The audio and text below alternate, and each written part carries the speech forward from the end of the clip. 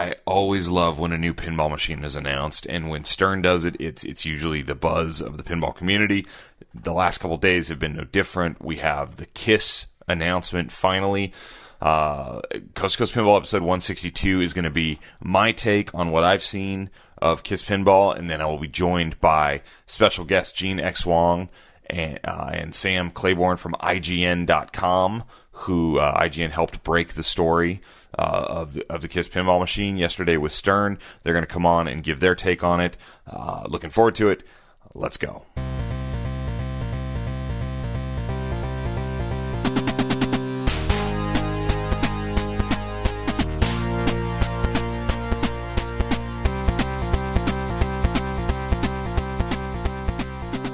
Welcome to Coast2Coast Pinball. My name is Nate Shivers. This is a podcast.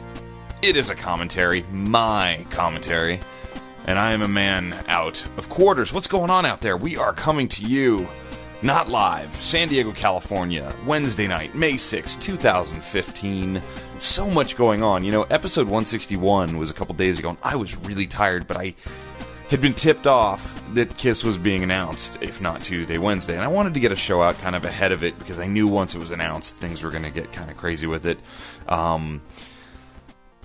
And on a complete side note, if there's anything worse than some dude with a microphone talking about his inside information that he can't really talk about, if there is anything worse than that, it's somebody complaining about the guy with the microphone talking about the inside information that he can't talk about.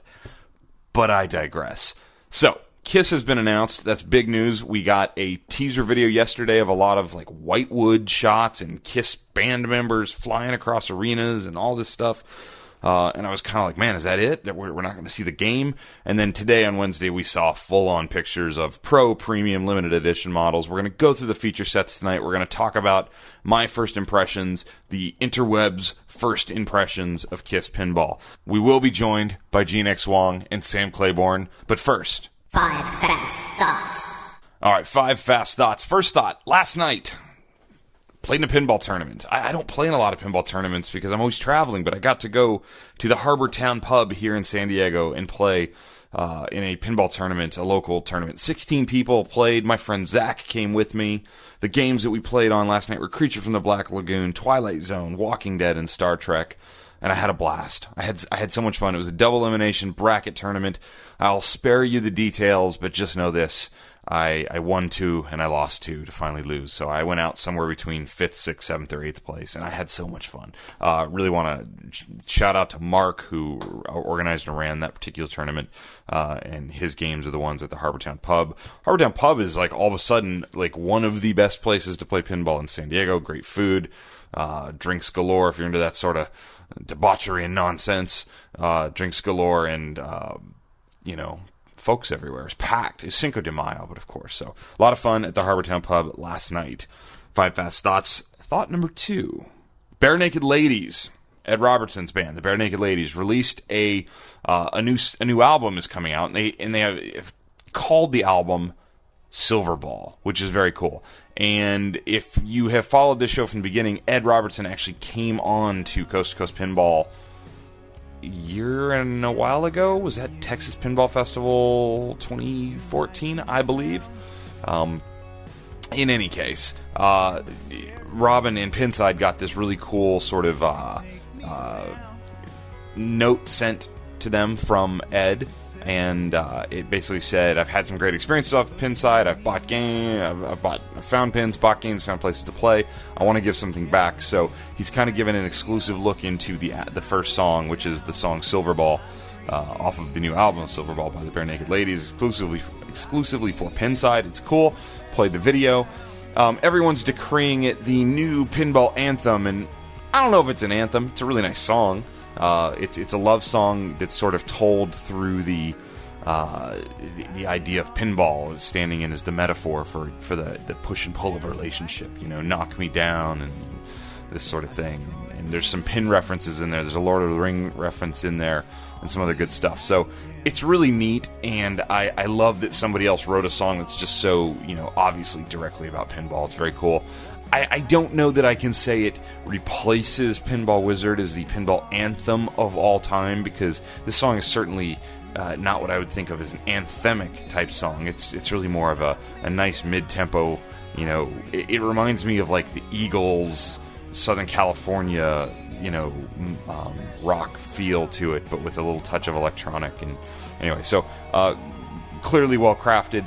If you know anything about music and guitar playing, this song could go down in my cover band that I've been threatening to start for years and years, called GCDC, where we only play songs that are GCDC, or, you know, those chords, because this does look like apparently a song that is capoed, but is using GCDC. Also, a shout out to the Bare Naked Ladies. Looks like he's the piano player and maybe other guitar player, for playing a Baby Taylor guitar in the video, my company's product, so that was pretty cool. So shout out to the Bare Naked Ladies. Ed, if you're listening, very cool. Love to have you on the show and talk about it sometime, etc., etc., etc., all that self-promoting jazz. 5 Fast Thoughts continues. We have a new I don't swear on the show, and it's not that I don't swear in real life, because I've had somebody met me at, I think, the Texas Pinball Festival, and I was just swearing like really badly, like F-bombs and S-bombs and just lots of bad words, because I swear, but I also know exactly when to turn it off, and that's, you know, in front of my parents or on the podcast, because I don't want people to have to, like, you know, consider not listening to the show because their kids are in the car. We're family-ish friendly. But anyway, Dutch Pinball has sent out a brand new stuff, SHIT newsletter, and it's for May 1st, and the update goes through some of the clearly the intense design work that is being put into the Big Lebowski. They're doing a lot of computer design work in SolidWorks, working on the circuit boards. Pretty interesting stuff. I like this little behind the scene look. It's really nice. And in addition to the photos they show the first playfield with the final approved artwork. So it's an actual real printed playfield. I think I had at one point a few shows back said that they had shown the official artwork on a playfield, and it was actually a computer rendering. So they fooled me. But anyway, updates included tests on the rug toy have been concluded, and we now have a truly amazing rug that will really tie the playfield together. The rug toy, I think, had been giving them, I don't know if it's giving them problems, but I think they realized after the prototypes had been built that they needed to build a beefier, sturdier, better functioning rug toy, which apparently that has been done. They showed prototypes at the Texas Pinball Festival. It was also at Allentown this past weekend. They've played for hours, solved a lot of issues. They're placing orders. Engineering has been finished. Cabinets are being produced by the sub-supplier. Should be with them soon. Artwork has been finalized, and they say it looks awesome. It actually does look awesome. And then we will soon send you, fellow, not me, I'm not actually in on it, so I gotta kind of... this is where I don't feel as happy about this. I saw their newsletter, and it says they'll be sending you your Achiever Edition True Seal number. So that's to those who actually are in on the game, which I'm not currently. Maybe someday. But it looks like we are inching closer to that day when we start seeing Big Lebowski pinball machines find their way to the United States. So that's exciting news for Dutch Pinball. This is more of a inside podcast. I would say inside baseball, but this certainly isn't baseball. Inside podcast, fast thought here. I have some really great opportunities coming up between now and the end of the year at a few different shows, quote, events, etc. Of maybe moderating, hosting, doing sort of interview stuff at a couple shows, and I'm really excited. I hope to be able to announce those soon. This is me holding inside information from you on purpose. But I am really excited. I think there's some good stuff coming up, and I can't wait for that. I do appreciate all the suggestions I've had recently. It seems like just recently I've had a lot of suggestions for who you'd like to hear on the show, and almost all of them that I get, almost all of them are people who I've either already reached out to and we're like, yeah, let's do it, and we just haven't done it yet, or I reached out to and they're like, nah, I don't think I'm that interesting. I don't want to come on your show and talk. But there have been a few, maybe folks that would fall into the category of, yes, when the time is right to talk to them on this show, we will do it. So I do appreciate that. Just the sheer amount of email I'm getting per show now is humbling. Thank you guys very much. I counted before I started this show. I had 19 emails in 24 hours after the last show, and I think there's been 5 or 6 more that have come in that I haven't even gotten to read. So trying to read through them, trying to reply where I can. Thank you guys for the email. And fast thought number 5, is what I'm going to have to do and how hard I'm going to have to work to top this 128 million that's on my America's Most Haunted with the initials BEN. If you don't know what I'm talking about, listen back to last episode. That's going to haunt me on America's Most Haunted for a long time, that I screwed that up trying to take a photo of the score going in saying great score, and it defaults to Ben if you don't hit enter soon enough. So anyway, those are the things that are on the top of my mind tonight. Those thoughts weren't even that fast. You said the 5 fast thoughts. Those were more like 1 fast thought and 4 sort of medium-long thoughts. Man. I type really hard on the keyboard here, man. Dumb podcast guy and his 5 slow thoughts. Blah.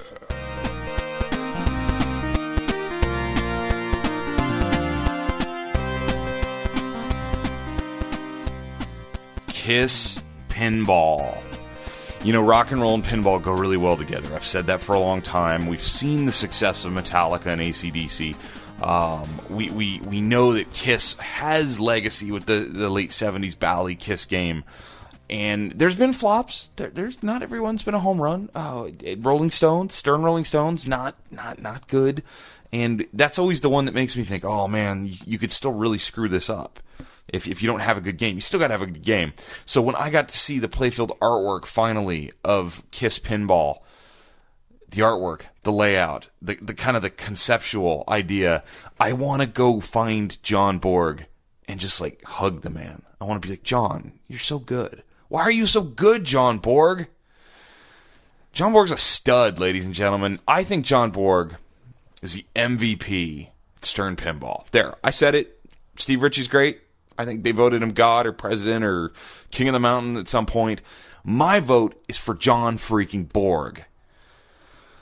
This game looks cool. I gotta tell you, this game looks cool. I just said to Teresa like 3 days ago, staring at my 3 games in my office here, Metallica, America's Most Haunted, Twilight Zone, like, I'm good for a while. I'm really good. I don't need anything else in here. I might swap out my Skylab for something a little more interesting in the living room, a different EM maybe, but I'm good. And then I see this Kiss game. I'm at work and it pops up. The emails hit like, dude, pictures. Because my listeners are great, and they try and feed me info quickly, and I love that. Thank you, guys. So I'm going through these photos, and I just can't help but think, this thing looks so awesome. Oh, man. So I think that the very first thing that you have to like talk about is the fact that Stern, great move. They went out and got Kevin O'Connor, who did the artwork on the Bally Kiss pinball machine. They went and got him and said, hey man, why don't you do the artwork on our game, on our Stern Kiss pinball game? And it's fantastic. There's definitely a lineage. There's DNA of that 1978, 78, 79, whatever it is, 78 I think, Kiss game in this game. It's there, but it's still super modern. It's like that game crossed with Metallica, crossed with, I don't even know, something different. The pop bumpers are down in the left middle, like left top middle area. The band is hand drawn. One thing that you should know about Kiss, if you don't know this, and I had forgotten this until I saw the game and was like, oh, that's right. Kiss envisions themselves a band that can be around and play forever. Like, even after they die, they think that people can just don the personalities of the Star Child, Spaceman, Demon, and Catman. They've replaced a couple members. You know, Ace Frehley and Peter Criss are not in the band currently, and there's other people playing the Catman and the Spaceman. And that upsets some hardcore people, for sure. But by not making it all about Paul Stanley and Gene Simmons of Kiss, they've created themselves these characters, and they're like cartoon characters, and it could last forever. It's actually really brilliant marketing and how to sell your band. So I think everybody saw this game and just went, wow, it's red, it's yellow, it's really what AC/DC should have looked like. Just saying. But you have this giant Gene Simmons, or as we're going to call it, the Demon Head on the playfield. It's a giant mold of the Demon Head with his tongue sticking out in full black and white Kiss makeup up on the playfield in the upper right corner of the playfield. It's cool. It's cool. I mean, I don't I mean, I don't particularly love dude with face paint, his tongue sticking out, but this is really cool. So, the lower part of the playfield is very simple. 2 flippers. It has an in-lane, out-lane scheme, just like Metallica, with a double in-lane on the left, a single in-lane on the right, and then single out-lanes. The pop bumpers, like I mentioned, are down in a little farther down to the left. Kind of, almost not quite as far down as Twilight Zone pop bumpers, but they're in that position over on the left side. You can shoot through them. So this is sort of, I guess, X-Men layout pop bumpers. Something like that. I'd have to look. But forget about all that. Forget about all the geometry and the gameplay. The caps on the pop bumpers are the original Bally Kiss pinball caps. It's so cool. I don't know if they're the exact thing, but they're replicas of that. And they look awesome. I have hated some of the pop bumpers that Stern has put out over the years. Some of the real flat ones with just a little light. Oh, they're so ugly. So ugly. And these look so cool and retro. This game may be, and this is maybe too early to call it. I need to sleep on it, but I'm going to do it anyway because I've got a lot of caffeine in my system or something. This may be the best mix ever in the modern day, and I'm talking modern day, 90 and on. This may be the best mix of a modern design pinball machine with a classic design pinball machine. The best combination of throwback and new and modern. So you've got metal wire form ball lanes and habit trails. You've got a giant molded, demon face. You've got a little guitar amplifier up there. I'm looking at the Pro right now. You've got a Paul Stanley like figurine guy. There's a scoop on this game. It looks like there's spinners on all of them. I'm actually not entirely sure that I've seen playfield photos of a Pro yet, because I know one of the differences from the Pro to the Premium on this game is there's 4 drop targets on the left side of this game, and that's on the Premium and the Limited Edition. The Pro does not have that. It has a big stand-up target. But yes, there are spinners on all of them. I can confirm. I just glanced at the Matrix thing real quick. So there's spinners on all games. Stern, thank you. I believe I asked you very, very ferociously, viciously, outwardly to please, if you're going to put spinners on the game, put it on all of them. It's too big of a difference. That's a gameplay difference that I really don't like. So, so we've got the demon head, the Star Child little figurine guy. We have a scoop. We have a little stage in the background that apparently this ball is going to levitate across the back box and then fall into the stage. I'm not sure exactly how that's going to play out on the Pro game, what's going to go on there. I think it looks so cool. I'm really excited about this. I'm not the hugest Kiss fan in the world. This is not like one of my top 30 or 40 bands of all time. However, I do appreciate quite a few of their songs for what it is, and the theatrics of it all and everything is pretty iconic. It sort of lends itself to pinball, doesn't it? I don't know that I love the cabinet artwork. That might be if I was going to nitpick something. I think the side of the back box looks cool. I think the back glass itself is great. Looks fine. It kind of has a retro 70s look. I don't love the heads on the side. I think those could have probably been done a little bit differently, but whatever. I'm not a big cabinet art guy anyway, because I'm always putting games next to each other and you can't see it anyway. So that's pretty small on my nitpick. So I always like to look at these games and do a quick shot count. So you've got your shots through the pop bumpers, 1. Into the scoop, 2, up into this Star Child mini playfield area, which I don't totally understand how that works yet, 3. Looks like there's a straight up the middle shot for super ramp shot, 4. Underneath Gene Simmons' head, we've got some shenanigans going on down there, the demon's head, 5.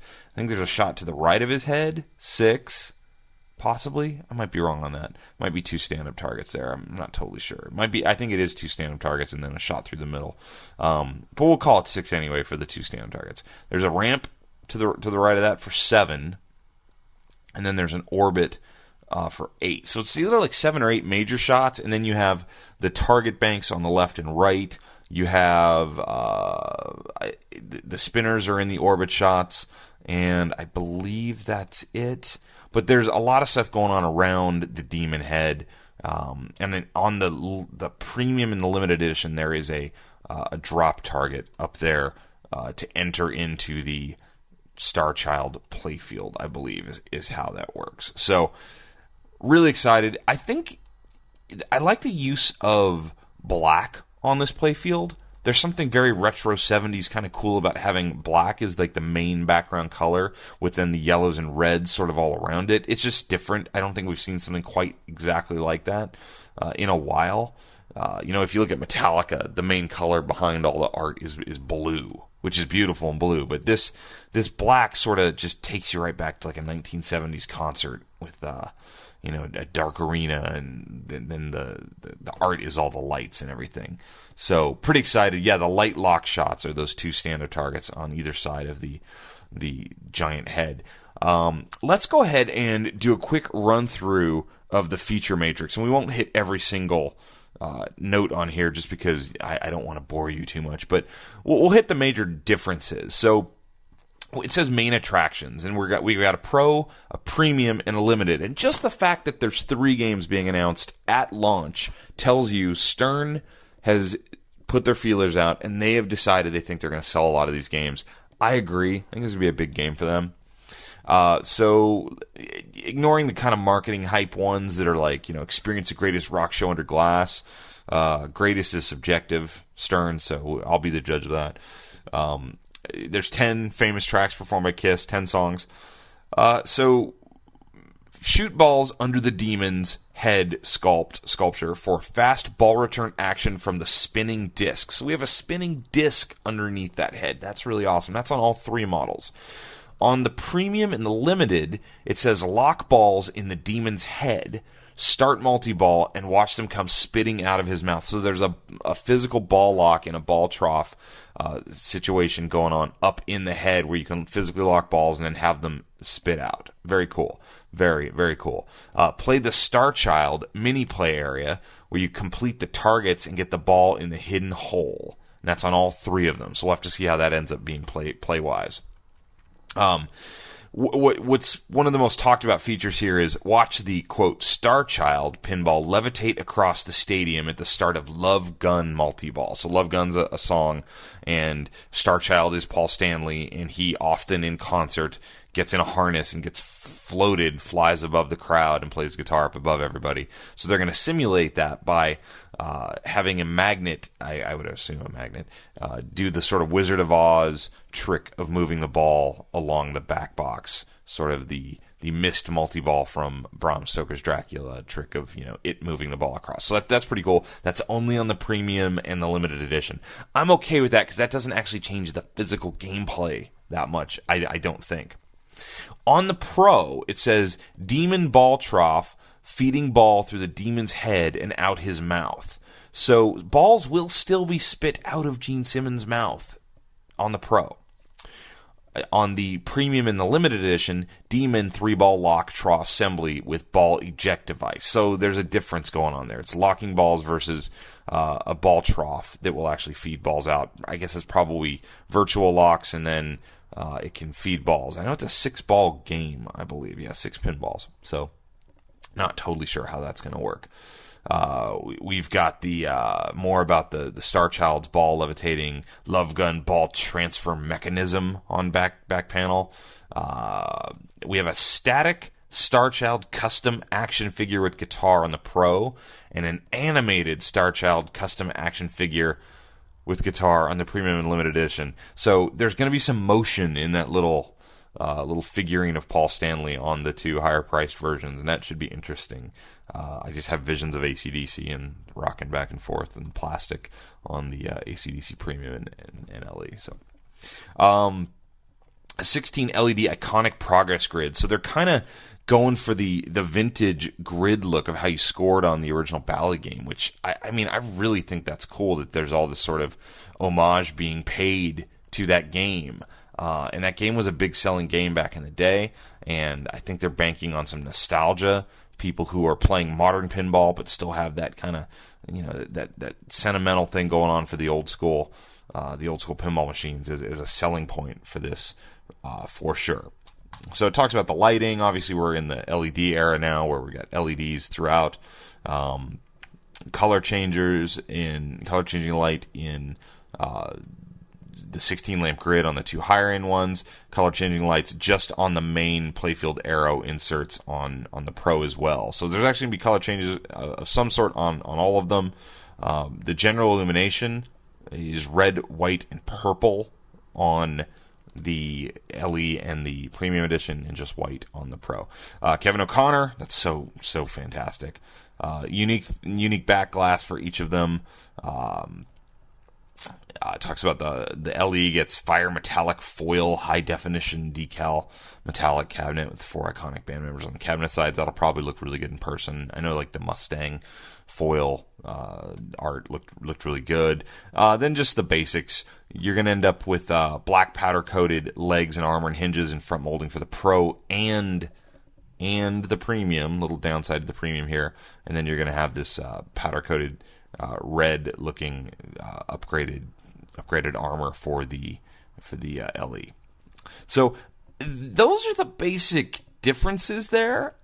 It'll remain to be seen, but I think we can say early on it doesn't appear that these two games, when you go between the Pro model and the Premium models, are going to play drastically different. Obviously, there's a lot of pressure right now on Stern to get code done from all sorts of angles, and I think that may be the one blemish on this announcement, is that there's people playing Walking Dead games and people playing WrestleMania games right now thinking, man, like my game's not ready, and now there's this. So that's the one unfortunate. I gotta say though, I can see that they've got clear ideas where they're going. Sometimes I wonder when these designs come out. Like I remember when Walking Dead came out and you could see the inserts labeled like CDC and the multi-kill inserts and all this. Do they already know way early on where they want to go with the rules, or is it sort of like building the rules around what they're given insert-wise on some level? The Scoop has 5 different inserts around this on KISS, and that Scoop is in a really interesting spot, which will be a great risk-reward shot because it's down in front of the pop bumpers, right? So to make that scoop shot, you're going to be shooting basically dead at the right pop bumper, and if you miss to the left, you're going to be in the pops. If you miss to the right, I guess it'll be up towards the center targets and whatnot, the center shots, not targets, in the game. So there's an extra ball at the Scoop. That's going to be where you're going to get your extra ball. There's a new track insert, so you'll be able to change songs, apparently. There's a KISS Army insert. KISS Army is going to be part of this game, obviously. There's a Rock City insert. Don't know what that's going to be. And then there's a backstage pass, which is sort of something we've seen referenced in AC/DC as well. So very excited to see some gameplay footage of this one coming out. I mean, you're going to be collecting band members. Your 2x, 3x colossal bonuses are all listed on inserts down the middle. This thing just looks sweet. I'm really excited. It's probably, since Metallica, the best Stern launch, just as far as photos and as impressions go. There was a lot of people on Pinside saying, oh, KISS is lame, KISS is going to fail. And there's still a few people out there who I don't think get it and don't understand, and they're probably wrong. It's not going to fail. It's probably going to do very, very well. I defended WrestleMania when WrestleMania was announced. I defended the theme just in that I thought the theme lended itself to pinball fairly well. I wasn't totally sure how it would play to the pinball crowd, and I don't think it's played all that well in hindsight. KISS is going to play very well. It's rock and roll. It's 70s rock and roll pinball. It's gonna be good. I think this is looking really, really good. So that's just my first kind of day one opinions on what I've seen. I love the video. I love that Stern kind of took a little more thought and care into launching and announcing a game. It'll be very interesting to see these games in person. I gotta say, I'm looking at the backed up picture of the Pro with the Pro cabinet, sort of like these purple and red flames around the KISS heads. I actually like that. Looks pretty good. I like it better than what they're showing for the Premium. And let me look at the LE real quick. And then the LE, which is going to be foil, has flames. I actually like the way the Pro looks the best. I don't like red armor on games. Never been a fan of that. So I'm actually going to go out on this limb right now and say that I like the way the Pro looks the best. So we'll have a lot more in upcoming episodes on KISS Pinball.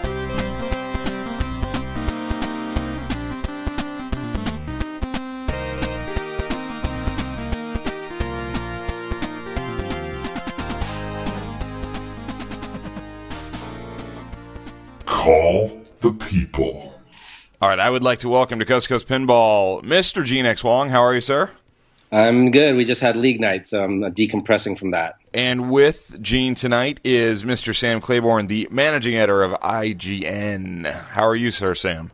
I'm doing well as well. I think Gene and I are both a little bit disappointed in our league season, but we're going to have fun this weekend. So you guys play in the San Francisco League?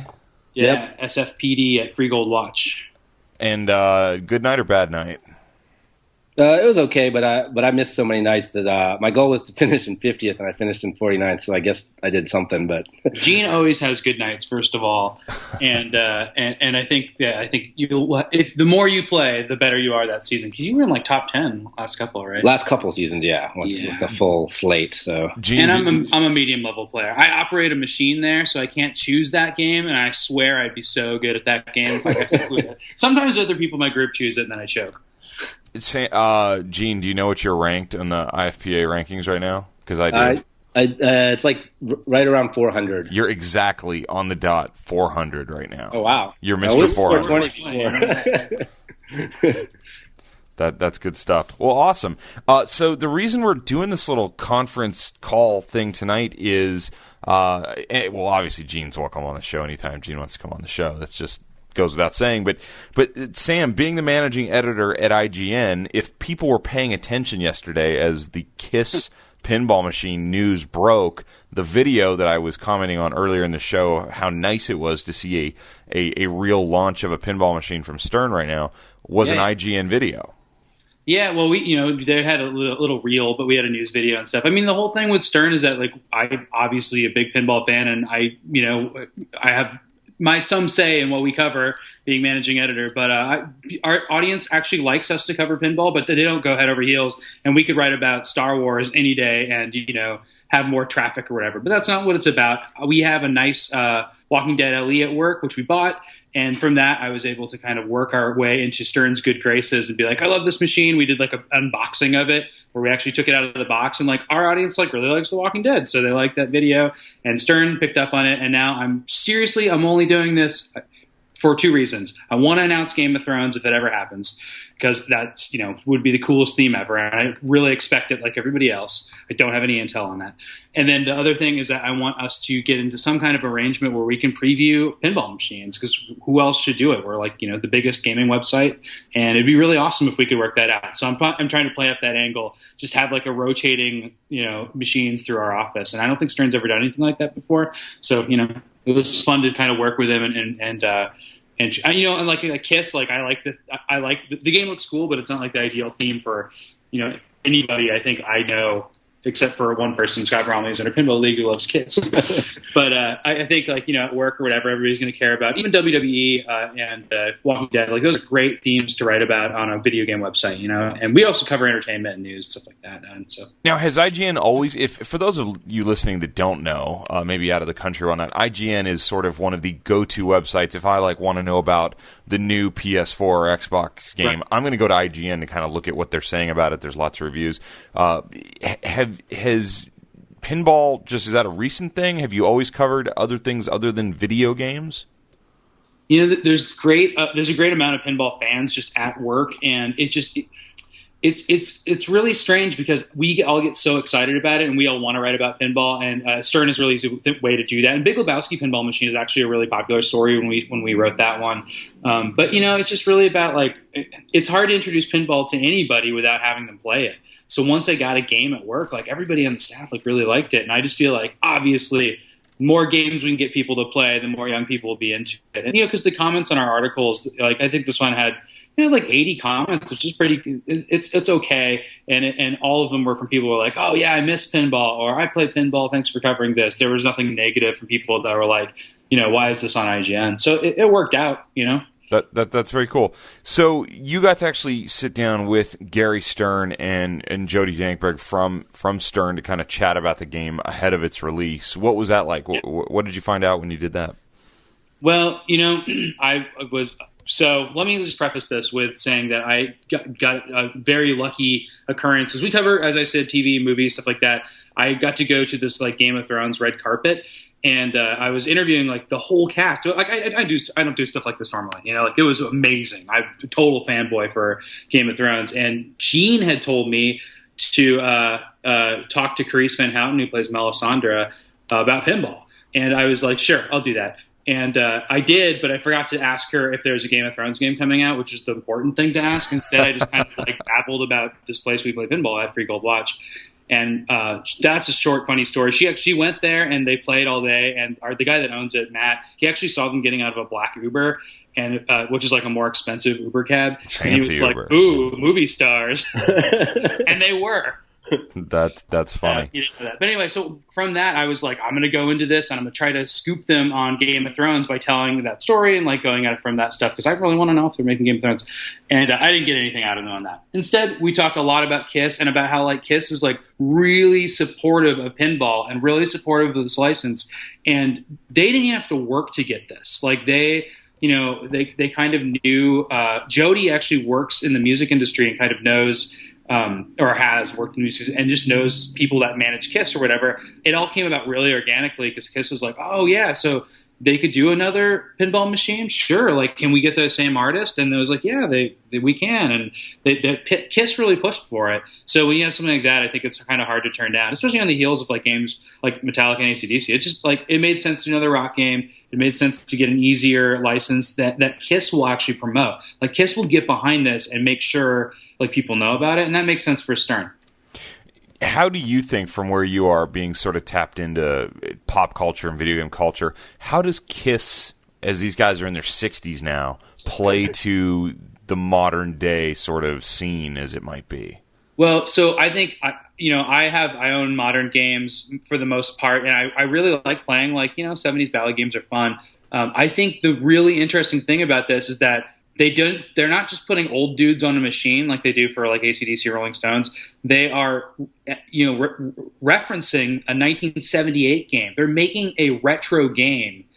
I think that's so cool. From the art to the pop bumpers to the little Kiss grid, like that's really exciting. I have a Kiss machine in my garage right now. Gene's played it, and I'm helping a friend restore it, and it's just like it's super exciting. And even the side art is referential to it. Like I just love how they're taking any retro game, whatever it would be, and like taking it into like a 70s theme and making it into a contemporary game. That's awesome. I mean, how many times have you seen like a game that just has the best theme ever, and you're just like, oh, this would be really cool with ramps, some orbits, some high power flippers, and then it would be just a really cool game. So I kind of like that idea. Gene, you're one of the most dialed in people to pinball out there. You get to see a lot of the shows. I see you all over the country. What's your take on a pinball machine with Kiss in 2015? Well, when I first heard about it, I was kind of like, I don't really care about Kiss. I mean, I actually am old enough that they were like big back in the day, and that was there was only like 3 men named Gene, and one of them was Gene Simmons. And I was like, well, at least he's kind of a rock star. And then there was like the guy from Gene Siskel, who's not very cool, although I like movies. And then there was like one other Gene, I forget who, Gene Hackman.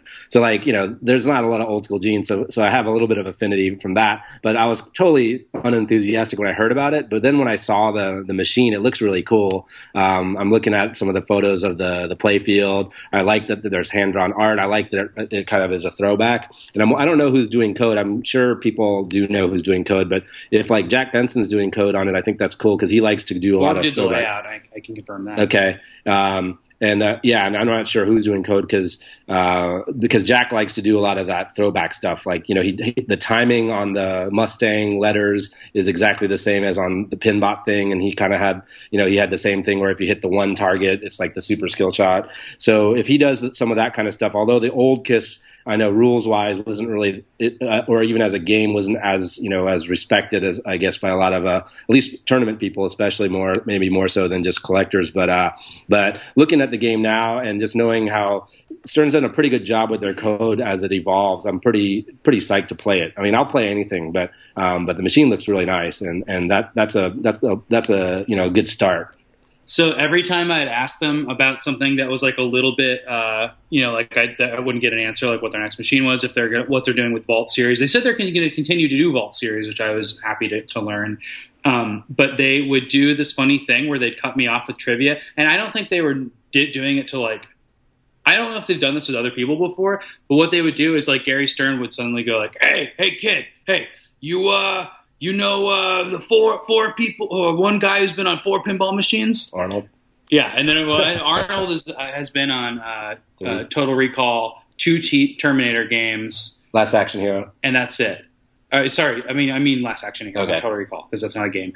I said after that was the first thing I said. Then I said Keanu Reeves, which I was wrong, but I was like, Matrix, and I forget what. Yeah, anyway, and then Johnny Mnemonic, but the right answer is Harrison Ford.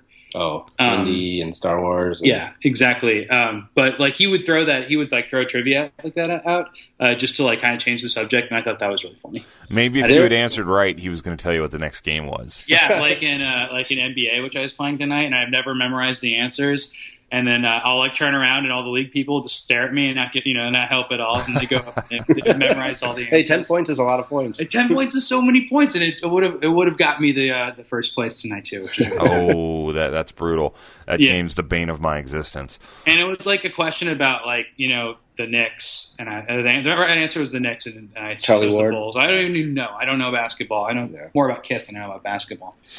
Did you meet with Gary and Jody in person, or was it phone interviews? We did a phone interview. Although there's like a Pac-Man anniversary coming up, and Toru Iwatani, who did design Pac-Man, is going to that Pac-Man bar in Chicago, and they want to fly us out. And I would, instead of sending an editor, which I normally do, I kind of want to take advantage of that and go see Stern's new place because they're moving. They are. Bigger place. Another thing that I didn't talk about in my interview with them that I thought was really interesting is that they talked a lot about Spike, and of course our readers and nobody in that article would care about Spike and what they're planning on doing with it.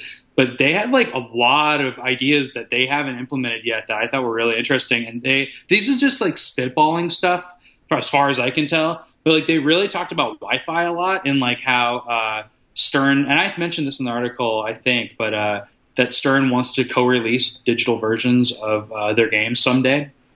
So that's very interesting stuff. Yeah. Same time. Oh, wow. That's amazing, right? That's smart. And then they said they want to do like Wi-Fi stuff where like you would have an app and would like tell you, like obviously Twitter does with like our pin. What's the pinball map? Pinball map. Yeah. Yeah. That kind of shows where Stern games are and maybe you'll collect scoring and stuff like that.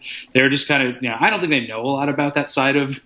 Well, business, I heard Molly from 82 and Pins and Needles. She told me that when Gary was in town at 82, he picked her mind about the linked NBA fast breaks and because those earn like really well for her down there, and he was like talking, like trying to find everything out about that, because I think with internet or network connectivity, like having these games like the Bride of Pinball 2.0 stuff is really cool. Like I logged into that website where you can see like people's scores and all these like achievements they can unlock, because people love like that gamification. There's even stuff. USB on Walking Dead that people have figured out how to export stuff on. So all the guys that on my work that actually work on, tech stuff, they're all trying to figure out how to just mod our Walking Dead machine as it is to do stuff like that, because you can dump data from it.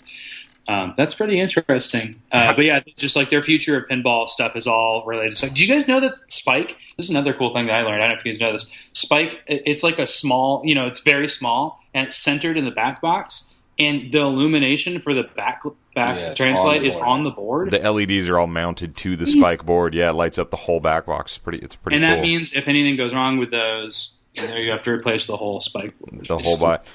Because they're surface mounted. They're not like replaceable. Do you get a feeling that it's important to Stern, and both you guys, I'd like to hear your takes on this. It's been talked about to death, but just with every new release, I feel like there's this, hey, maybe this will be the game that has the LCD screen with like high def video, and we've yet to see that. And they've said at Stern they're working on it, it's down the road, but they also have kind of said it's not really high priority in the right now. What are your guys' thoughts on that? Getting away from the DMD. Well, you can see in Kiss why they wouldn't do it. They want to at least get some kind of retro feel to it. And I think that would make it just a little bit too cheesy. I agree. Yep. So that makes sense with this theme, even though I know it doesn't match up with the 1978 style or whatever. But, if it's a mishmash of eras of pinball, then that's really cool. I think that they absolutely talked about that when I talked to them. And they said they kept on playing it down like, what Spike can do video, and that's important to us, but it can also do this and this and this. It also has these 3-channel hi-fi audio. It also has like an audio jack out that you can plug into. They're really excited about that for KISS. Like they're more interested in talking about the other stuff. I don't know if that was to deflect my questioning or if it was to say that like they don't agree with Jersey Jack's ways. I think it's also expensive. Yeah, I think there's a combination of those things. Obviously Stern is like the master of Aikido, and whenever you throw a question that they don't want to answer, they'll turn it into something else. But I think, if he said something about the video capabilities of Spike and just knowing how Stern's getting into the mod business, and the WWE or whatever, WrestleMania has the little Jumbotron that I haven't ever seen one, so I don't know, but I'm assuming it plays video. And there's a guy releasing it themselves. Yeah. So they're doing that for Walking Dead too, right?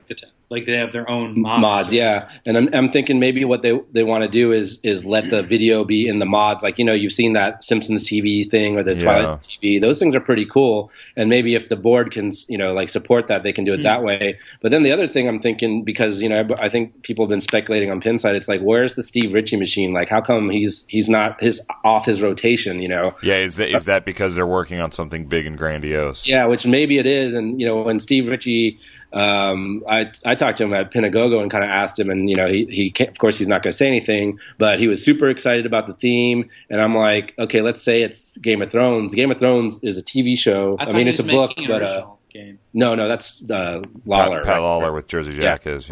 Yeah. Sorry. But if it is, Game of Thrones, it's obviously going to be based on the TV show, not the books, which are similar, I guess. But there's so much video in it that would be awesome that maybe that's why it's taking longer. And I don't even think they need like a Jersey Jack sized, screen. It could even be a smaller one, like and maybe that's what's taking longer, because it's obvious to take a lot more programming skills, and probably the team they have there doesn't have as much experience with that. So he was at Williams for Pinball 2000, right? I don't know. Steve Ritchie? Maybe.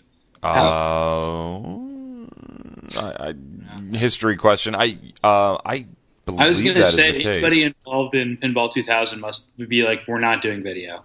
We're never doing video. Yeah, it must be so scary for them. Yeah, but I bet that something's happening. I don't know. I'm pretty psyched about his next game. I mean, I'm actually psyched about KISS. I can't wait. TJ, one of the local operators, he ordered one. He said there's a new spot he might be operating right near my house, and he said he'd bring it in there. So I'm pretty psyched to see it. It looks amazing, and it looks. I like that the layout's a little different than what we've seen before. So pretty psyched. I kind of said earlier in this episode that I think that John Borg is the MVP of Stern right now. Yeah, he's been putting out some good stuff. Man, people really disagree with you on that, though. I mean, I don't have a strong opinion either way, but geez. He did, obviously Tron and stuff like that. I don't think Walking Dead is like that great layout-wise. And then X-Men, though, I always liked X-Men. Walking Dead's an interesting one. I think that it's still hard to judge without the code being done. Okay. But Metallica being what it is, I think Metallica's outselling everything right now. Yeah. And I think that and Tron are gonna really sort of kind of solidify Borg's current run is just pretty amazing. Mm-hmm. So what is going on in San Francisco right now as far as growth, not growth, hopefully not a decline, because you guys are in sort of one of the key markets around the country for pinball and location. Yeah, well, and that's that. He's our ambassador. No, it's going well here. I mean, there's a lot of interest. There's lots of leagues. Our league still has a 41-player wait list as of this. Today was the last night of the season. There was I think 8. Well, it's capped at 80, but with guests it goes over. But it's like summer campy vibe there too. It's not. There's competitive people that are just competitive because they are touring around and doing good things and they're good at pinball. But there's a lot of people who are just there for fun, good conversations while people play. It feels great. Yeah, one thing on the tournament side of things, because of the Whopper change, one thing that we've noticed is at the beginning, everybody's trying to stack the tournaments to maximize Whoppers. But what that ends up doing is making the tournaments last forever and just play like so many games. And I was talking to a couple of the other tournament directors, and we were all like, man, some of this stuff is like not worth it, because now that people playing in them, it's like, is it worth spending like a whole day, in this tournament? And then, the Whoppers drop off pretty precipitously off the top. So if you don't win, and you're like in 5th, and then it's like, wow, all I got, 6 points. And, but so there's been some discussion about, maybe having more like they can be Whopper tournaments, but not really try to necessarily maximize them and just play for fun. And, like we can have the Whoppers because people want Whoppers, but not try to make every single one, worth at least 20 or some plus points, because when you do that, it just adds so many rounds to them. So there's a little bit of that. But otherwise, I mean, people are pretty psyched. There's so much good stuff going on. There's also a lot of crazy, like, not so good stuff going on, which mostly seems to be happening on like Pinside as far as the discussions of them. But and we know people that have got burned on like Predator and the what's his name, the J-pop stuff. But I think people are still pretty positive. There's good stuff happening, and we're trying to get a lot of new people involved, and I think the scene here is really positive. People say that come to our league that they really appreciate like people helping each other out. Dude, I've always heard that people come here and they're like, dude, this is how a pinball league should be. They really, really like it. So I'm really happy about that. But we also have a big wait list, and we can't really comment. I know that's kind of unfortunate because there's lots of leagues in the area, but they're all like not. There's only one in San Francisco. So this new location that a couple friends of mine, we think we have a new operator in that's going to have a lot more machines in there. That place might be able to support another league because somebody had been talking about that. So that could help too, because having just one main league with 80 people in it and a 40-person wait list is kind of not so good for growing the scene. But we are so lucky to have Free Gold Watch as a location. It's my favorite place to play games ever, besides like something like Pinagogo or California Extreme when they happen. Like I just love being able to walk in there and there's just how many machines do they have now? Like 43 or something. Yeah, wow. It's unbelievable, and there's multiple operators, which I think is really helping now because people keep their machines in better shape instead of one person managing tons of machines. That's been working out well for Matt, I think. And, it's right by Amoeba and it's right at the Golden Gate Park. It's just such a great location. It's unbelievable that we have access to it. Yeah, and it's definitely like a destination. So when people come from out of town, there's a museum in Alameda, which has got a ton of games. So there's a lot of good stuff over here. Mm-hmm. So we're very lucky. That's fantastic. What's your travel like for the rest of the year, Gene? Are you hitting up stuff around the country? I know you're coming to Replay FX, I believe. Totally.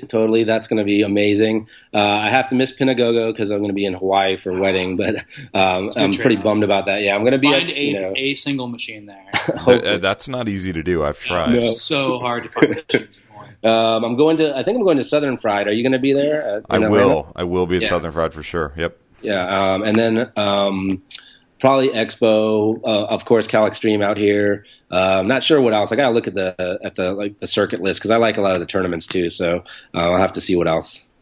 Sam, are you a guy who goes to Pinball Expo? Well, I only go to the ones locally so far. I mean, I go to California Extreme and Pinagogo. I don't go to anything else. Excellent. But maybe at some point. I don't like. I'm still intimidated by tournament play. Like Gene is, amazing for doing this stuff. But I love playing in league. But it's. I get psyched out really, really easily. I think just from even for the IGN experience at Pinball Expo, there would be some definite value for you, I think, because there's so many seminars and there's so many games just there aside from just the tournament stuff. I would love to see any little bit of media pinball can reach out and grab. So, what I guess I'm trying to say is thank you for getting pinball mentioned on IGN. It's awesome, and I'd love to see even more in the future. That's great. Well, and like what works really well on IGN is retro game stuff. So like whenever there's a show like California Extreme that has both pinball and old games, it's so much easier because you can go listen to somebody speak about this Pac-Man and stuff like that, and everybody's going to read that on IGN, which is great. So getting pinball in is going to be easier and easier at convention stuff. So that might happen. Makes a ton of sense. Well, guys, I really appreciate you coming on for a little chat tonight, talking Kiss. And Sam, great to meet you. Thanks for talking to you. Gene, I will see you soon. And you guys have a good rest of your night. Cheers. All right. Thanks, Nate.